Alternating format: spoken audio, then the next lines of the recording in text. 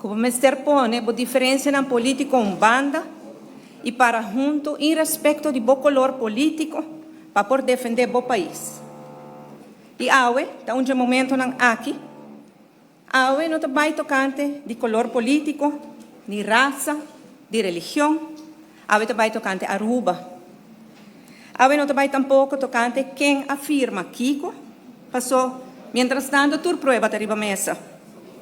Lo que afirma, na 2024, está um bestuurlijk akkoord, uma intenção política entre partidos para por chegar a negociar Rijkswet, documento de 3 páginas. Sorto de letter of intent, de maneira que nós tur por a lesa. Den a opinião legal de professora de Holanda e de Aruba. O bestuurlijk akkoord aqui não está bindend, e não está mara governo nem parlamento. Pois esse argumento aqui, senhor presidente, de que Evelina afirma nenhum gente que toma sua mesa na sério por visa awe dentro sala aqui.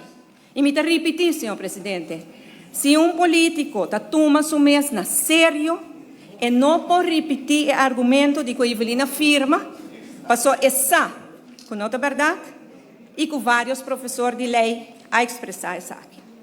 O que sim não sabe, senhor presidente, está com o texto de lei de reino, Hofa, acordo acordar entre o governo de AVP Futuro e o governo de Holanda, dia 13 de agosto último. Prueba de essa aqui, uma carta que nos haja fechada 20 de agosto 2025, que está literalmente que 13 de agosto.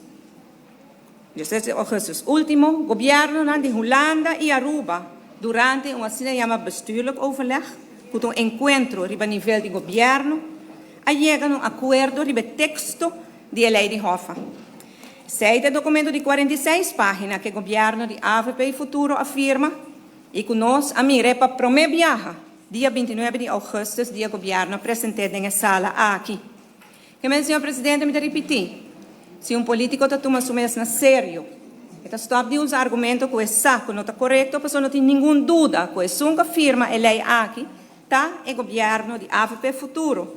E que o que a afirma haya passado não está bindente, pois não está mara nem governo nem parlamento.